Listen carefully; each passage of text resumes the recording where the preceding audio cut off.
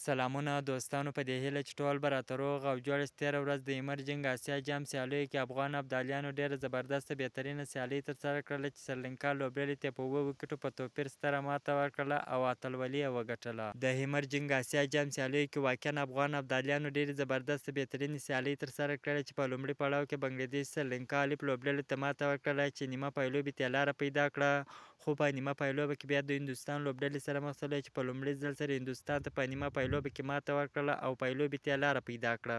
دغه پایلوبه تېره ورځ په عمان کې ترسره شوله چې افغان ابدالیانو د 2024 کال ایمرجنګ اسیا جام اتلولي خپله کړله چې سریلانکا لوبډلې ته په 7 وکټو په توپیر ستره ماته ورکړه. واقعا د افغان لوبډلې لپاره د افتخار ځای دی. په لومړي ځل سره افغان لوبډله دغسې قهرمانۍ ته رسېږي، یعنې ټولو افغانانو ته د ډېر مبارک. واقعا ټول افغانان ډېر خوشحاله دي چې دغه ستر ویاړ یې په برخه شو.